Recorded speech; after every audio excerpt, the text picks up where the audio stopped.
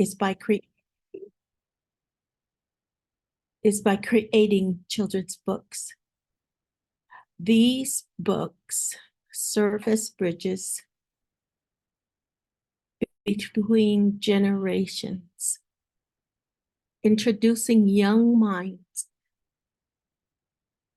to the wonders of the Hopi language, while engaging them with captivating stories. Through the power of storytelling, we plant the seeds of linguistic appreciation. In addition to the written word, I have explored the realms of music and dance. These traditional forms of expression are not only integral to Hopi culture, but also powerful tools for language transmission. Songs with their rhythmic patterns become memorable vessels for linguistic nuances, and dance becomes a physical embodiment of the language's vitality. Recognizing the need for structured learning, I have devoted significant time to developing curriculum materials.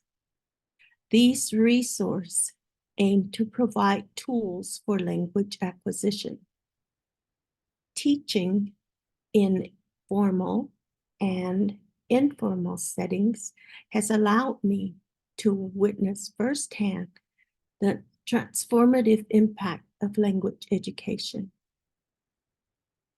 The path to language revitalization has not been without challenges. However, every obstacle has been met with resilience and creativity.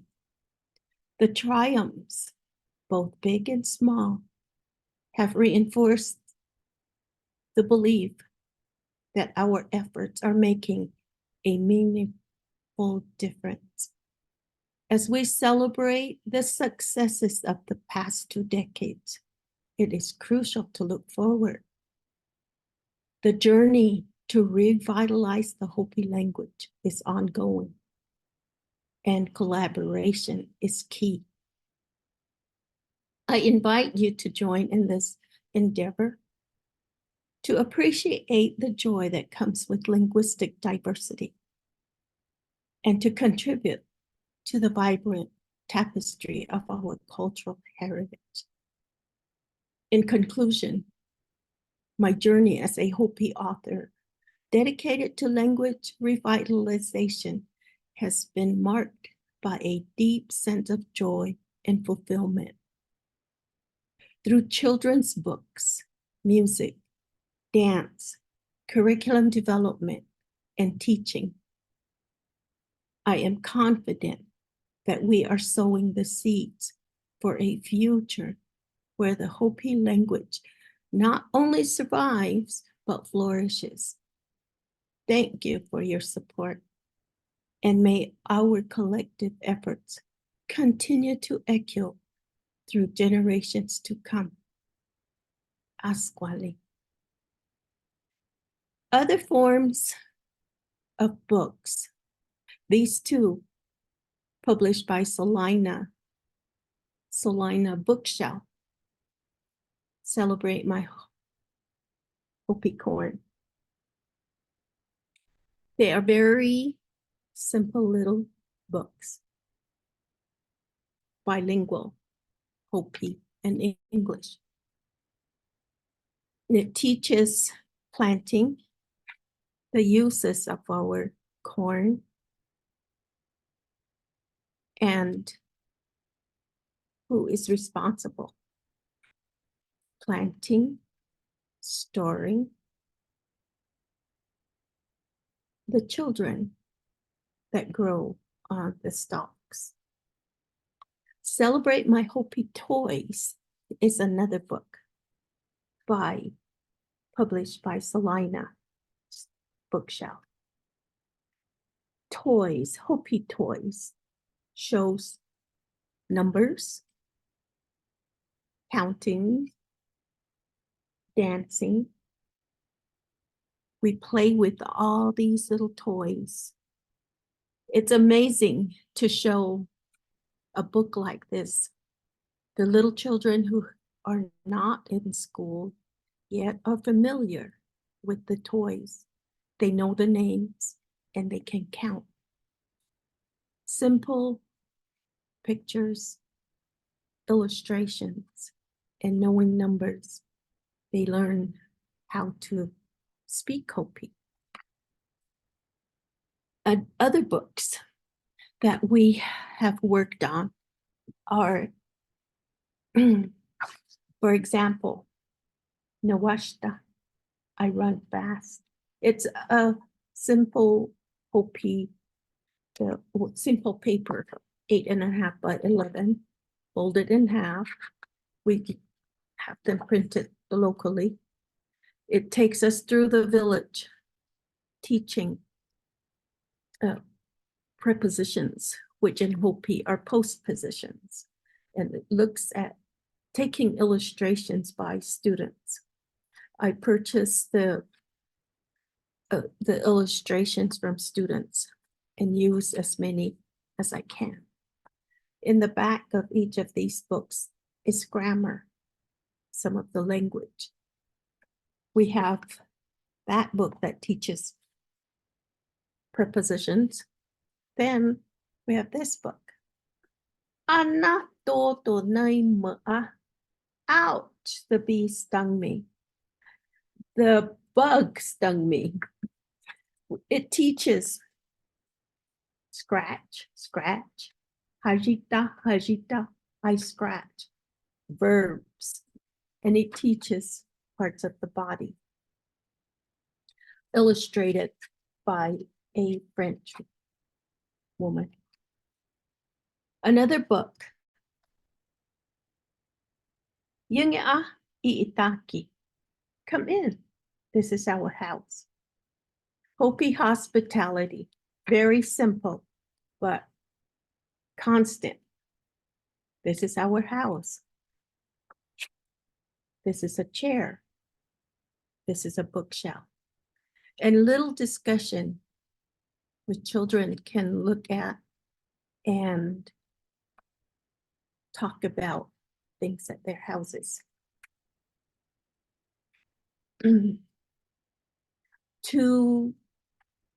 Here is an example of kwekwe. Kwekwe is a word which could be a cooking stove and it could be a heater. So they both have kwekwe.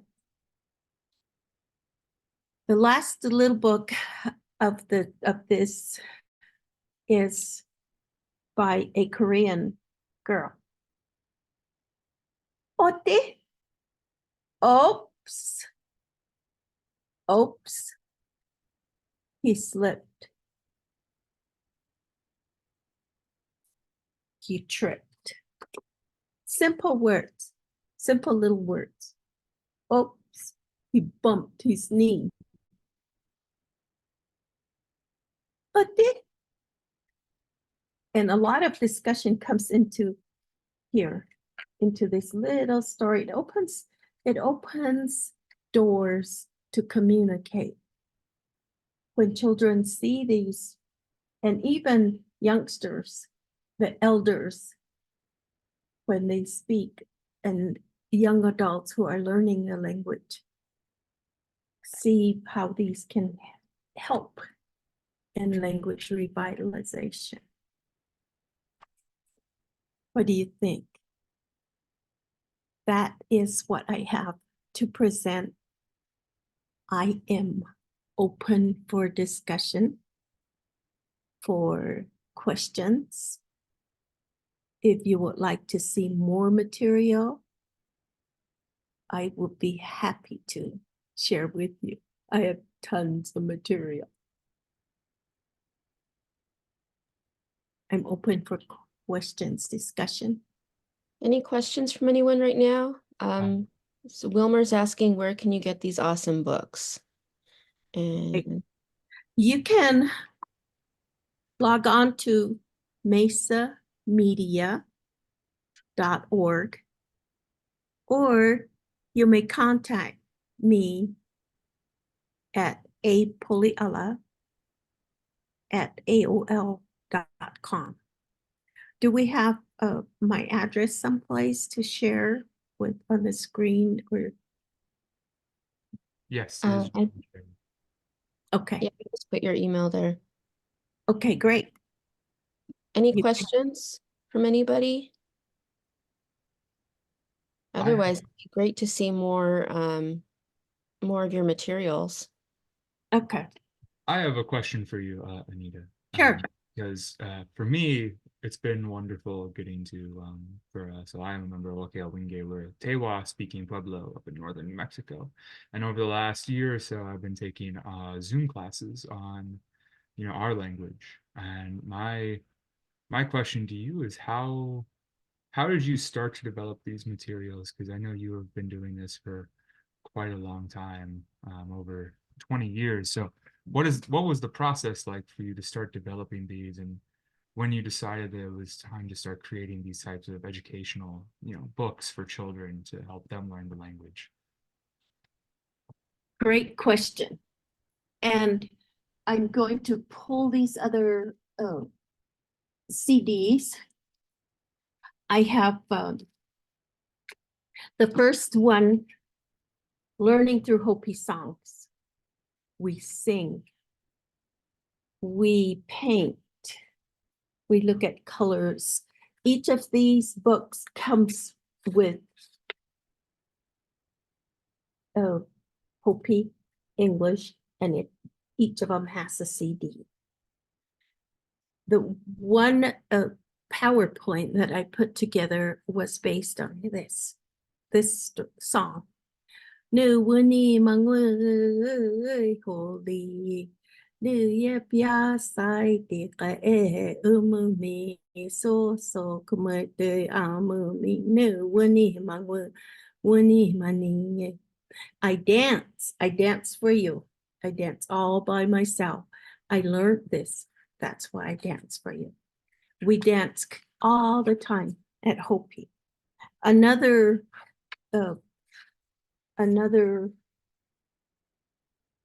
song in this first book is about a frog.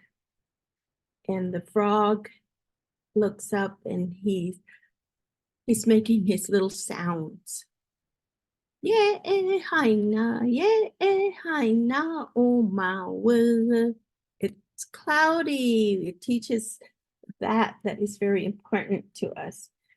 It teaches dipping in the paint can, painting up above, painting all different spatials. We have that book. That was our first book, our first little song book. It was quite interesting to get started and to learn that. Teaching Through Hopi Songs was our second CD. It talks about sunrise. One version is an example of a Hopi song. It takes all these parts for a Hopi song. The other is an example of when you can cut and shorten these songs. This song is for, the first CD was for real little children, like elementary, preschool. Talks about Grandpa Donald and teaching about animals. The second CD, songs, is singing, and children are boys and girls, elementary, junior high age. Then we have, whoops, I'm still reaching over to pick up some more. We have the next book, which is Living Through Hopi Songs. And Living Through Hopi Songs is for the grown-up, and it teaches about Kachina songs. Hey, about sings more about Kachina songs. It also has a song about preparing for the hunt when boys get ready to go on their hunting for their deer, their game. The last of these CDs, the music were with Farrell Sigakaku. Farrell's a composer. I learned so much about what song goes with what, when to be happy, which tune is for happiness, wellness. And Hopi has that constant challenge of be happy. We have been gifted with all the tools for a happy life. Farrell, when he passed, then I did not have that composer. So I went to Hopi Women. This CD, which is the last of our music CDs, Tatawi. There are Hopi children's songs, babysitting songs, teaching about, there's 55 little short songs in this CD. And it talks about the spider, about the stink bug, about just the little turtle. And right now in one of the classes, we are reading about that little turtle, and we're talking about how he is crying. The students are learning that and say, I know that song. They've heard the songs, they've heard the stories, and it's amazing. Now they can put it together. Once we went from our songs, then we went into more of, we need to learn about the language, more of the schooling part, the teacher part. So we created the Hopi alphabet. The Hopi alphabet, again, has a CD. It talks more about grammar, the sounds, examples of simple little words that have these sounds. The second CD in that series of language, the grammar, is the volume 2. Volume 2 is talking about food. It's using food as the focus, but we have pronouns, we have sentence structure, we have songs, we have stories. This booklet comes with 55 tracks. How to make the ashes. Example, when a mother is speaking with her daughter on how to prepare the batter for picky making. There are charts for grammar. More of grammar comes into these last 4 CDs. The third volume of these grammar CDs, particularly on the language, is focusing on planting. This is interesting. Each of these CDs has an example of stories or songs. This one is about these 2 kachinas. One that planted and lacked patience, and he did everything he could for his corn to grow. So this little story by Joni Takala, it's a part of here. There are, of this book, there are many examples in here, short, simple sentences. And there is the singular plural pronouns. How do we use this? What do we add? The prefixes, suffixes. And our last of the grammar series is on food, preparing a meal. In here, this gets, it adds, each CD adds more information and helps grow in that area of speaking. In this CD, we have, our focus is on food. We have stories again in here. We also go out to villages. We have had workshops to make puppets. We made the little frog. On this particular CD, we took the time to gather with girls. It's usually during the summer when we have the corn there. How do we prepare? What material do we need for a certain food that we are going to prepare? This particular, during this preparing this book, we tested, we looked at how do we make the little bread, little blue bread.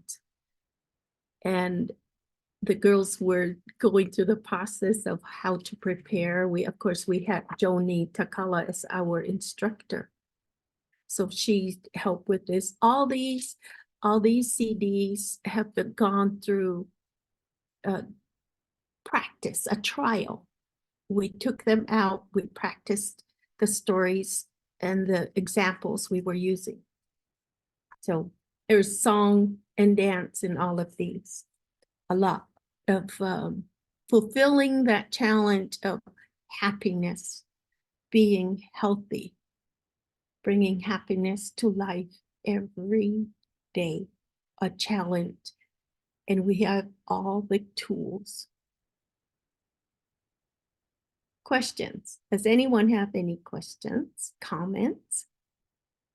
So there's quite a few in the chat. The first one is each village has different dialects. What village are the books based on? The books are using, well, the third Mesa dialect, because our resource is the Hopi dictionary, Hopi Lavayi Curriculum. We give them that credibility for resources, or that is where that we use that dialect in our writing.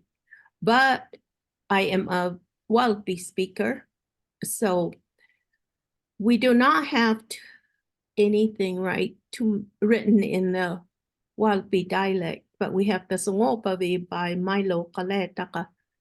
I do not write in that dialect, but I bring them to the classroom to help with teaching. Thank you. The next question is, are there any video resources available for free besides YouTube? We have some free games and some on the mesamedia.org website.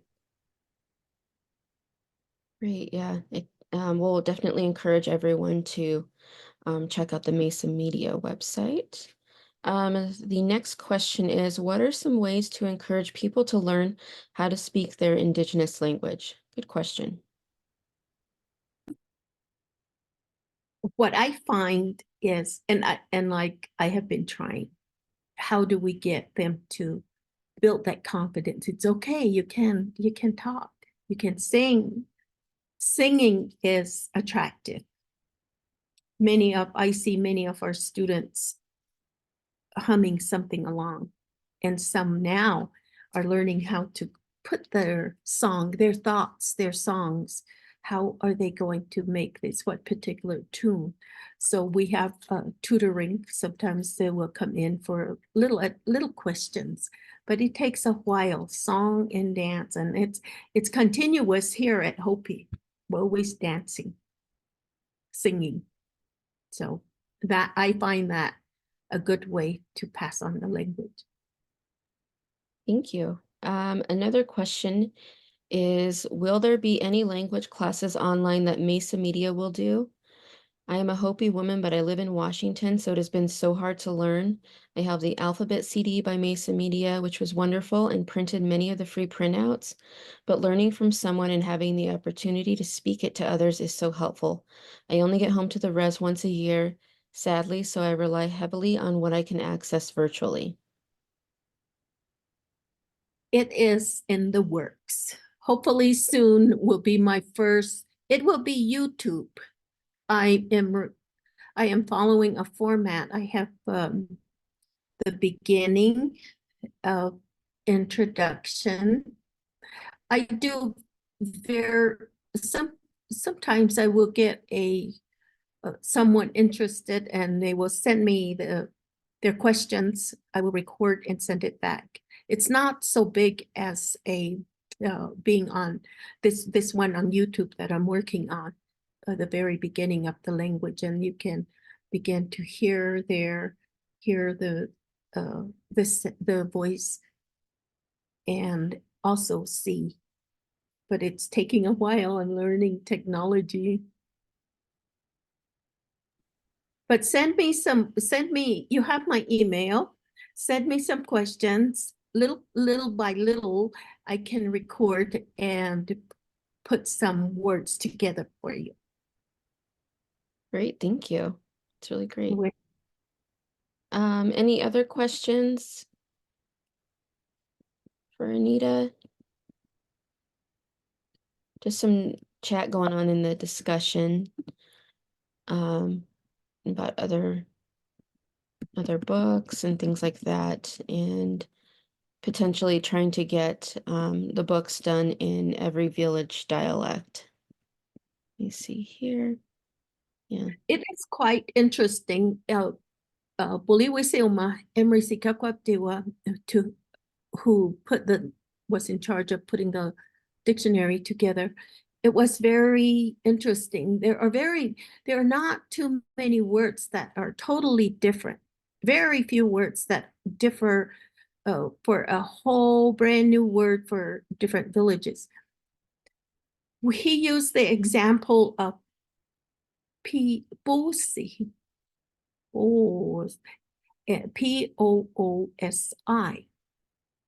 He is a third Mesa speaker. And third Mesa, he used the example of Poosi. So to fall. Poosi, the thing went here a little bit like this, and finally it fell. Then at Songopavi, the Poosi took out one O. See? So the thing just fell right away. And at Walpi dialect, the second O becomes an H. See. So the thing fell, bumped up and fell again. So that was one example.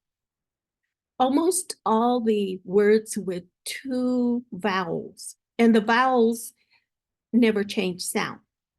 They always have the ah, e, u, and e. They always have those sounds. And the vowels, long vowels, will have two, for example, the O. So the O in bosi, those three dialects, the two O's for third Mesa, one O for second, Hopi Lavayi, and the second O changes to an H for Walpi dialect. So that when you look at the language in the Hopi dictionary, you see some of these that are different, that from your speaking a particular dialect, if you're speaking a particular dialect. But so that is something I learned from Boliwisilma, how to change. It took a while. I've been working on the language for 2 decades. lots of learning. But it's interesting now, my dialects are all mixed up. Sometimes I Walpis for female, thank you, escueli. And second, third mesa, escueli, the A, and E, the E for me, escueli, escueli, escueli. We have fun in class talking about the yes. And it's interesting how Hopi out here, I get teasing with, ooh, that's a Walpi. Ooh, or yes. Oh, and there's all these, they all mean yes, but different dialects. And it's interesting. That is one simple assignment I give to students. How do you say yes in your dialect? Yes. How do you say no? Ka eh, ka eh, ka eh.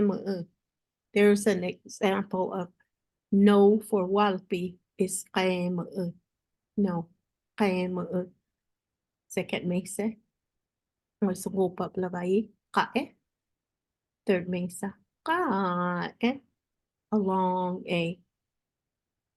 So it's quite interesting that students learn how we try to use their dialects in class. Oh, that's really great. Yeah, that's amazing. Somebody put in the chat, I think a group Zoom would be fun for Hopi language learners to learn together and practice. Yeah, I personally would love that too. That So would be great. yeah. And somebody wants to know if there are any virtual classes on how to relearn Hopi. They put, I'm Hopi, but forgot how to speak it. Oh, and that is what hopefully we work with this new thing I'm putting together. For the lack of terminology in the technical world, it is on YouTube, and it is interactive. What I have also learned is the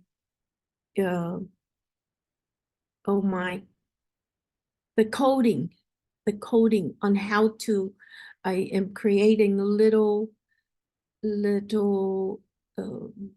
games where is the bug? Hakam toto, general bug, toto from baby talk. But then we built into hakam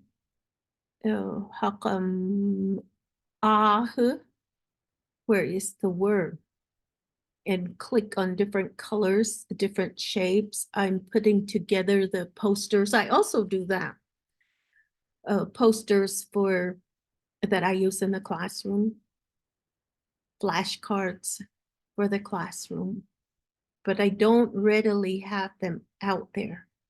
Hopefully, we can produce. It goes through a trial. I produce, and I'm fortunate to have the classroom where I can test it. Then I bring it back, revisions, and take it back to the classroom. We try, and bringing in all the different ideas of students. They are very creative, those creative minds. The students will bring in, create different things for a simple little game, just little flashcards. They make so many things from these. So they take them home and try them at home. Yeah, that'd be great to get some of those printed and out there a bit more. Yeah, that's really Yes. cool. And we need those hands to help create them, put them together. Takes Yeah. a lot of time. Oh, yeah, for sure. Yeah. Any other questions for Anita? Anybody? I have a question. In speaking about the kids and their input over the decades as the kids have been growing older, have you seen interest in them in wanting to take some of these projects further, as they get further in their own educations? in any way to join you in the revitalization? Yes, it has. I teach the language.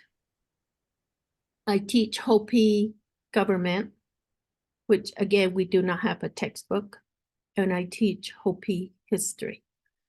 Thankfully, we have scholars now, Hopi scholars who are writing from a Hopi perspective, and I'm bringing those into the classroom. Students, like I said, they are very creative. They develop, they create a simple, right now for a junior high, I teach 7th through 12th grade. And for junior high, we are focusing on the colors with Valentine's Day coming up. And they have learned, they're familiar already with the little animals around. So I love the dog. And out Anangwata and Anangwa, we take the root word. And if we add the little suffixes, how to make different words, then they come in with, they know Hoya, we already learned. So they bring that in. Oh, what other words have you learned would be the question. And they can bring in, okay, how do we make that? And now they are, I can give them, write these sentences in Hopi, use these colors because we learned some colors, and they use this singular pronouns. So I, you, we, he, she loves the dog, or they can put together the dog loves the boy, or the dog loves the bone. They are putting these together, and yes, they are creating, they are developing and bringing in the pictures. It's a matter of getting them in bulk and making them available to others. They take from a simple worksheet, and it's amazing what they put together. It's encouraging. They're learning so fast. It's constant busy work for me to keep creating and building on what they are learning. Yeah, Does that's that answer? Thank you. That was, yeah, perfect response. Yeah, I'm just thinking because there's so many of us now that are living in urban areas that it would be so great to be able to do some of these things virtually or have access to some of your resources. So yeah, we'll talk later on potentially how we can help or figure out how to get more materials out there. Yes, Yeah, let's that would see. be helpful. Yeah, any other questions or comments from anyone? Do you use AI for language revitalization? Really good and timely question. Artificial intelligence. I am working on that. There's so many things, so many irons in the fire. I'm trying a little bit of this and that, and it, like I said, it is busy and growing. It's amazing how fast and how much more we need to keep it going. Workbooks. I have some little workbooks that we have tried. The different foods we took. We had a summer workshop where we had adults talking about the squirrel and the chipmunk and about foods. What kind of food do you like? Looking at the Hopi environment, looking at the chemicals that are in the bushes we burn for ashes to cook with. Their student interests, they are so interested in learning, so much to learn. Yeah, that sounds really great. Yeah. Any other questions for Anita? Otherwise, Billy mentioned that you're working on an anatomy book too. Yes, I have bones. I have parts of the body. Right now with the animals, Mhm. uh, bringing in basic, and we have singular, dual, and plural. We have different parts of the human body that we are using. Ouch, this hurts, or I'm not feeling well. How is your day? And they know how, maybe they are, my head, I have a headache, or their responses Mhm. that keeps us going, and they always have new questions. Yeah. Yeah, that'd be yeah, really cool. Somebody put the anatomy book will be great. I think that's one of our up and coming Hopi med students or up and coming physicians. So I think that that's really exciting for any of our med students that are Hopi.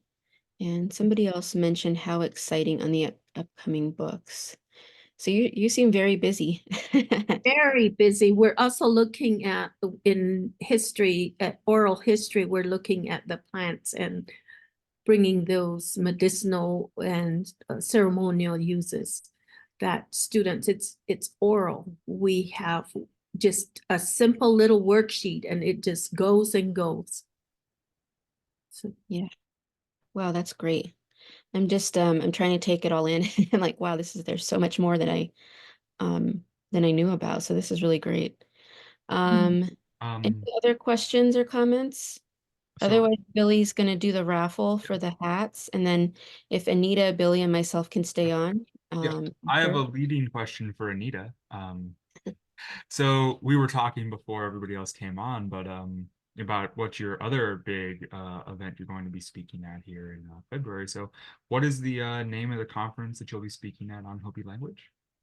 oh, yes, the Hopi Language Symposium by the Hopi Titakaiki.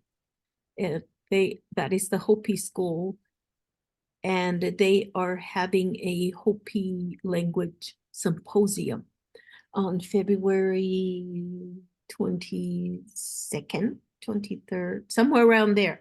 But that is also being advertised. Let's see, I think I see it here. Nope, I can't pull it up right now, but it is, I will get it to you. And I'm sure it's advertised out there. It's by Hopi Te Kaiki. And interesting, as I was preparing for this, I shared that I was writing this in English and preparing to speak in English. And then the Hopi Symposium is asking if I can do my presentation totally in Hopi. So it's been fortunate that I can try both. Wow, amazing. Wonderful. Um, so right, so I want to respect everyone's time here, especially Anita's, as she has to get off to class in several minutes. But I wanted to announce, like we said, we did have a raffle, and we're going to do Dr. Mark's 3, 5, how many? We can do 5. Okay, we're going to announce 5 names. I already ran them. So for the You Are On Native Land hats. So if you do get these, I'll be reaching out to you via email to set up a time where we can, pick them up. But so the names are Brianne Clarkson, Chutska Rorik, Crystal Narcho, Pius Akumbu, and Anna Antonio. So I will be in touch with you guys on your hats. So thank you everyone for joining us today. Again, if you have any questions, I will share out Anita's email again, but also if you want to email me, we're gonna stay in touch with Anita because we were talking with Salina Bookshelf about ordering her books, and we're going to still be getting on that, but it'll probably be next semester when we'll do another event with Anita potentially, and we'll have her books potentially as well. But we'll see. Yes, so indigiwellbeing@gmail.com. So please reach out to us there. Yeah. Thank you, everyone. We really appreciate you joining us today. I forgot to introduce myself at the beginning because I'd already talked to Anita. I'm Felina Cordova-Marx. I'm an assistant professor here at the University of Arizona College of Public Health. I'm the director for Indigiwellbeing. I'm a member of the Hopi tribe, so this was something very cool to have Anita here today, and look forward to trying to find more of these resources. as I am also not fluent by any means, or definitely a baby language learner, I would say, for Hopi. So I say Asquali to Anita Oui. and everyone for being here today. Thank you, everyone. And Anita, Billy, and I, if we could stay on for a second after everyone jumps off. Asquali. Oui, Asquali. Asquali. Oui. Anita, this is Adam Carl. I don't have my camera on, but I'm here at the hospital. Just wanted to say hi. I haven't talked to you in a while, so Oui. hope Yeah. all is well. Now that's one. Thought that was you, Adam. Good to hear you.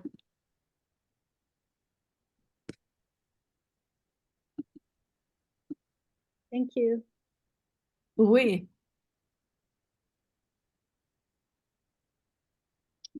We'll wait for everyone else to hop off.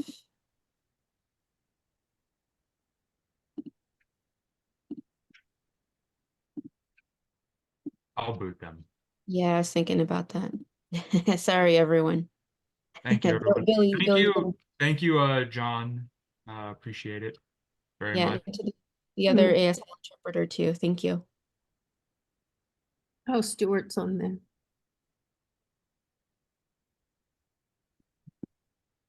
We're just Hi, Stuart. Did you want to say anything to Anita? No? Yeah. Okay, sorry. Billy's gonna Three boot you removed. probably. Sorry. All right, Okay. everybody's on.